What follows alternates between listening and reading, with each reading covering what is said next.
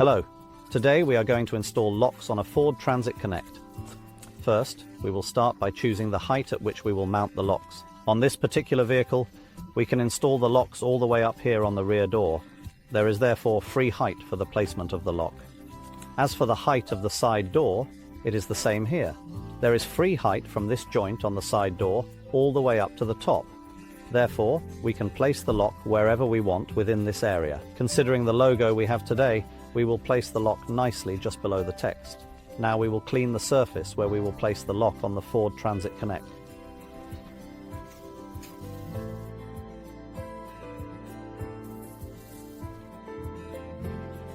Now that the surfaces of the vehicle are clean, we will stick the drilling template onto the rear door. For this vehicle, we will move the drilling template 3-4 towards the hinge side laterally. If you fold the edge of the drilling template, it will be much easier to grip and peel it off. Then we stick it on, not at the black line, but 3-4 mm to the side.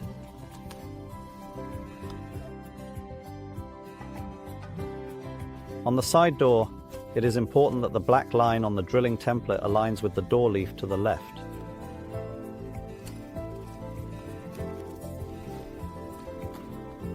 Now we are marking the holes that we will not drill on this vehicle. For this vehicle's hole drilling, we will not have that hole, and we will not have that hole. And on the side door, we will also mark the holes that we are not going to drill. And this is the hole we are not going to use. And this is the hole we are not going to use on the side door.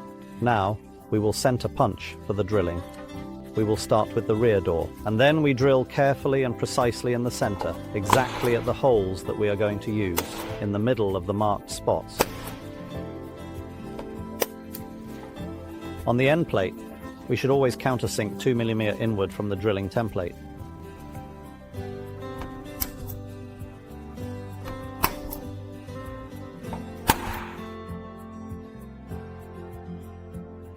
Now we will center punch on the side door in the middle of the opening door. And for the holes on the end plate of the body, we always drill a little inward and a little downward to compensate when the hinges on the door start to sag.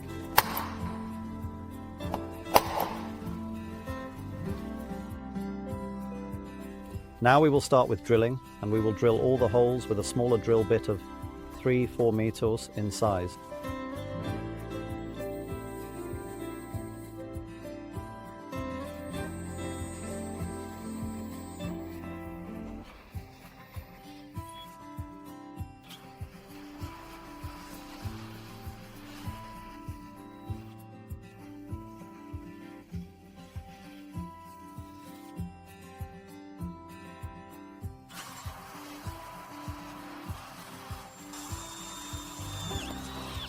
Here on the opening door, we carefully drill a little to then slightly open the door and gently drill through with the door open. This is to avoid damaging the post behind.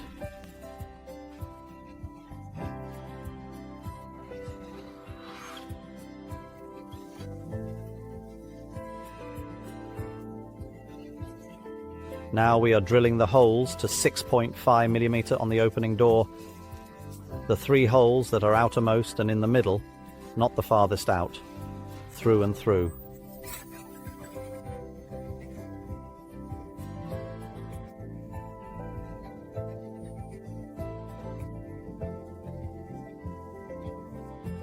We continue while we still have the 6.5 mm drill on.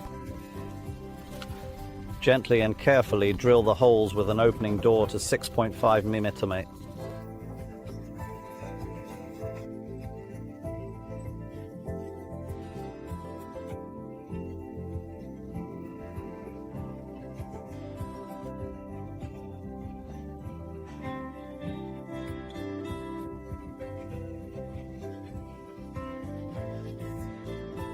Now we are at the rear door, and the lower hole in the middle, which is the 3rd hole from the top, should be drilled up to 6.5 mm. It should go all the way through to the pillar.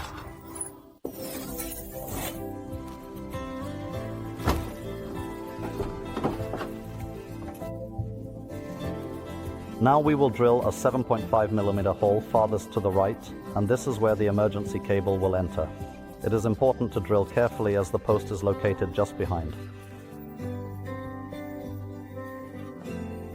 On the back door, with the back door closed, the first, second and fourth holes from the top should be drilled up to 9mm.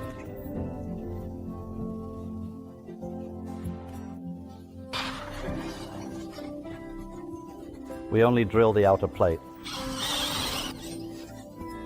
Now we are at the side panel, and on the body we will drill all 4 holes to 9mm, slightly. There is a reinforced plate behind the outer plate, and we will drill through plates 1 and 2.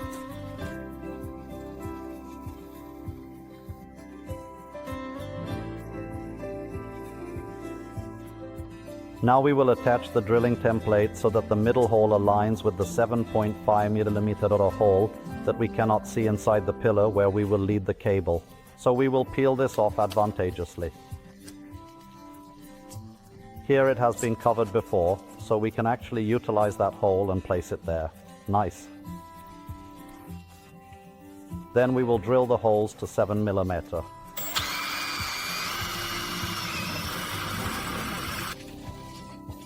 It is very important here that we do not get breakthrough with the drill, as that would leave unsightly marks on the outside, so be careful.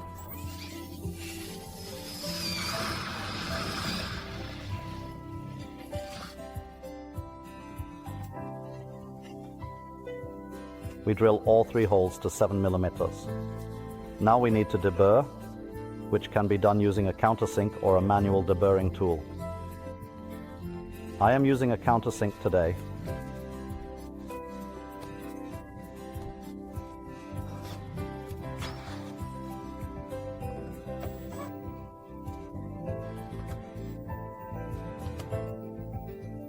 To access and deburr the inside of the side door, one can either use a machine with an angle grinder or again a manual deburring tool. We will perform rust protection treatment, starting with cavity wax, which provides a textile treatment in the cavities where drill shavings have fallen.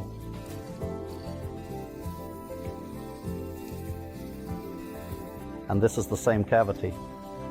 Therefore, we do not need to apply cavity wax in every hole. It is sufficient to do it in one. Here is also a cavity. And in the thin plate we carefully skip. We also do the same on the side door. We continue with the rust protection treatment.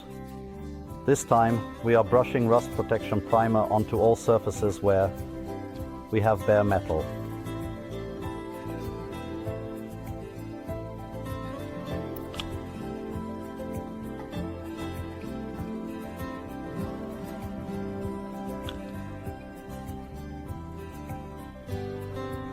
Now we will fix the rivets to the final plate.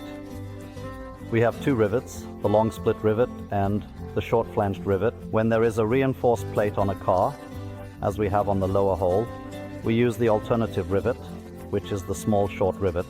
And where we have only an outer plate, on the upper holes, we then use the split rivet. The entire lower part of this back door consists of reinforced plate, and if the lock is installed lower than we have done, all rivets on the back door will be alternative. Then we fix a split rivet in the upper part where there was only an outer plate, and that is why we use a split rivet. We tighten the rivet until it stops, and when it stops we screw it back. The hole underneath was also a simple and basic outer metal plate. There we can also use a split rivet.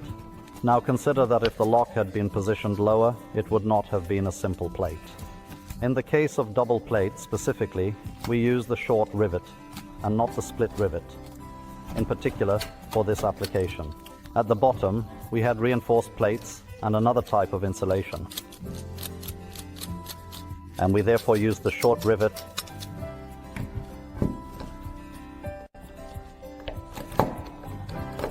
We do this in order to avoid potentially sucking in the metal and causing significant metal damage to the car. Here we do not place a rivet because we will have a through bolt all the way into the post. When we are going to install rivets on the side door, the metal is too thick all the way along the body side of this car. Therefore, we use the short rivet in all 4 holes.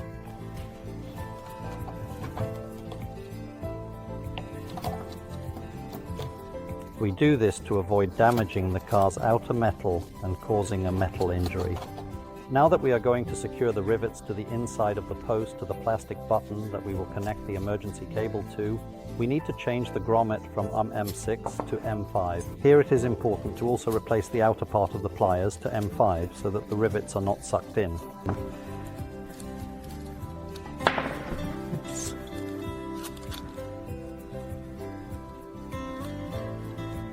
We secure the M5 rivets at the bottom of the post, and at the top press so that we do not strip the threads.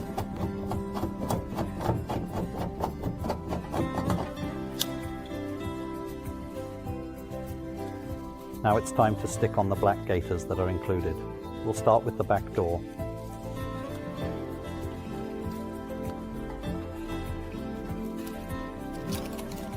If we carefully follow the hole at both top and bottom sections, then you will find that rest of this gaiter will fit quite perfectly. Likewise on the side door, or on the side of the body, we follow the rivets here to achieve a neat and straight attachment. We repeat the steps on the side door, aligning the hole at the top and bottom, and then the gaiter fits perfectly. Opening door and the small gaiter for the closed door at the rivets. Nice. Now we will start screwing everything in place, and we need to have thread locking in the rivets. We use Loctite that is weak or medium strength. Strong Loctite should not be used for this. We put a small dab directly on each rivet so we don't get the mess on our fingers. And of course, we apply Loctite to the rivets on the body side at the side door. Now we will start screwing on all the accessories, and regarding the bottom plate on the side door, we will need to cut off the tab that guides the cable through the cavity. We only have that on the back door, so we will cut the heel level with the elevation here directly.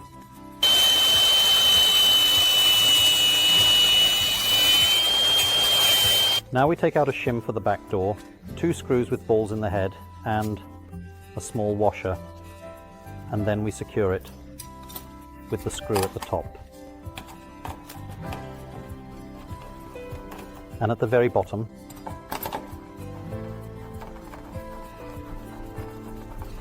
now we will fasten the end plate using a screw with a countersunk head that is 25mm long, and a long through bolt that goes all the way through the post to the back side, slightly.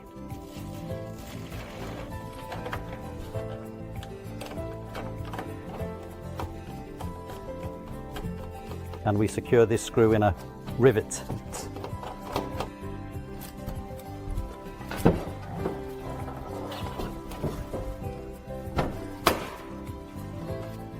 Now we meet up with a small rubber washer and a nut.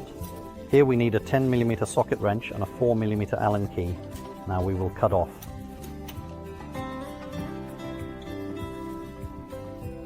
The overflow of the screw.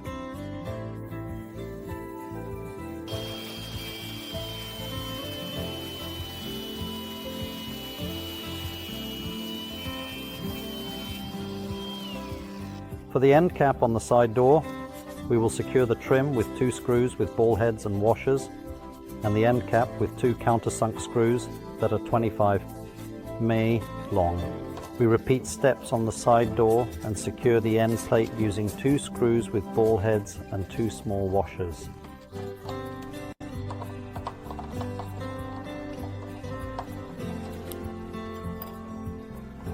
There is a certain adjustment range here. Make sure to adjust it up so that it is somewhat straight in relation to where the lock will be placed. Secure the wear plate with 2 screws, 25mm long, for recessed screw heads. When we are going to secure the bottom plate on the side door, we use a large shim, the bottom plate that we cut the tab off, 2 screws with a countersunk head that are 20mm long, a small washer, and a large nut. Then we take the shim, the bottom plate, 2 screws that are 20mm long, meet up with 2 small washers behind, and a large nut.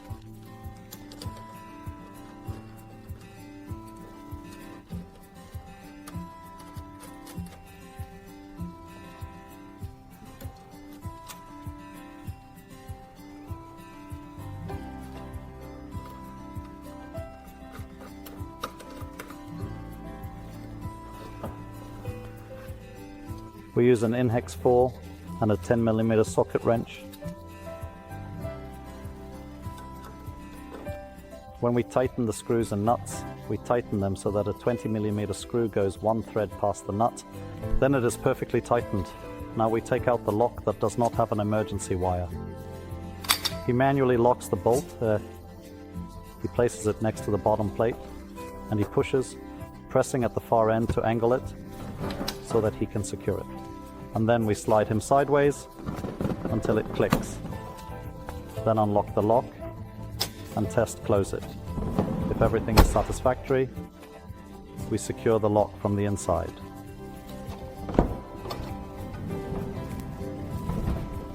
Use 2 screws, ball heads and 2 small washers. Tighten the screws and secure them with an in-hex 4 from the inside out.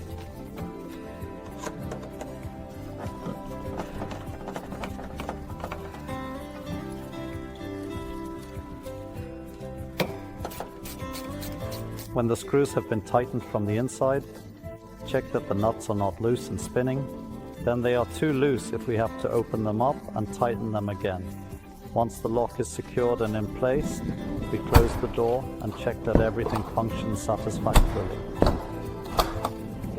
Now that we are going to install the lock on the back door, we take out a shim and the bottom plate with the tab remaining. A screw with a countersunk head that is 30mm long, a large or small washer, and a large nut. To secure the lock on the back door, we need to bring the bottom plate, shim, and screw. The lock must either be on a table, or as I usually do, put the lock in my pocket. We then take out the emergency wire and thread it through the bottom plate. And with us we have the screw that is 30mm long, the washer and the nut. In addition to the materials we will bring and the lock in our pocket, we should also bring the tools, an in-hex 4 and a 10mm socket wrench. We start by threading the emergency wire. Here, it's all about the holes. Feel it out, guys. And it should carefully come out through the middle hole. We thread it through the screw, which is 30mm long, meets with the washer and a large nut.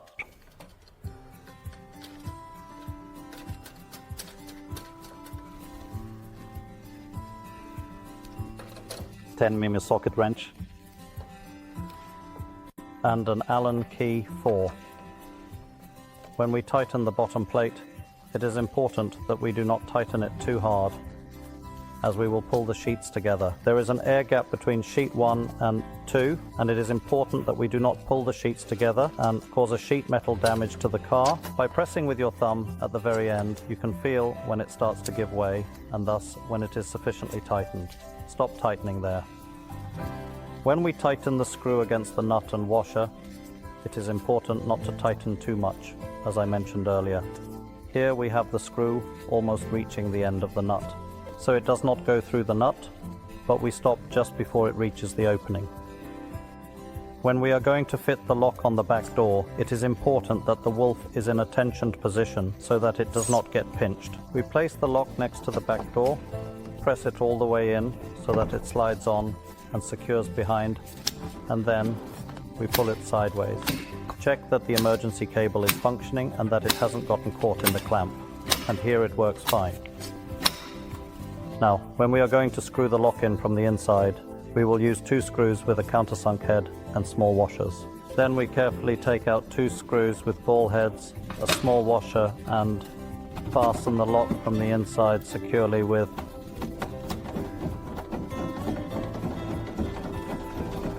It is important to tighten the screws so that they pass through the ceiling compound. This way, they will make contact with the metal of the car and not stop where the compound begins. Otherwise, the lock will be loose. Now, let's take out 2 M5 screws. These are the only M5 screws that come with the package, and the red plastic button that we secure to the emergency cable.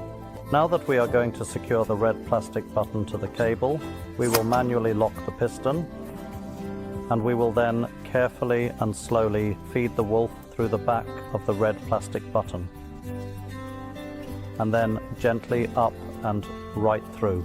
But just before we do that, we need to open the gold-colored nipple here.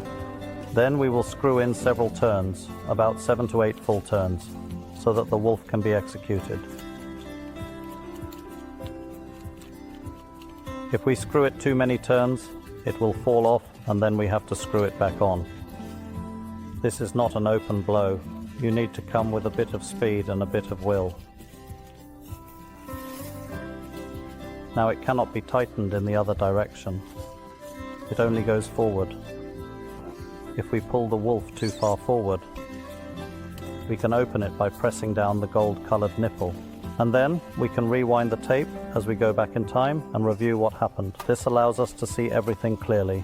Keep the wolf tightened and pull the red plastic button towards the post. Once this is done, it is perfectly adjusted. We are using the small M5 screws with a countersunk head.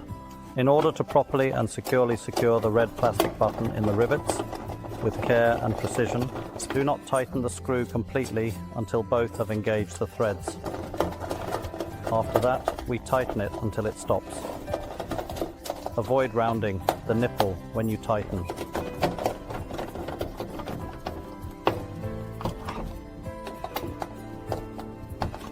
Test the red plastic button to ensure everything works satisfactorily. Then cut off the excess of the cable. Now that we have secured the emergency cable and everything is working, we will cut off the excess from the cable all the way up. We lubricate the locks with CRCS aerosol.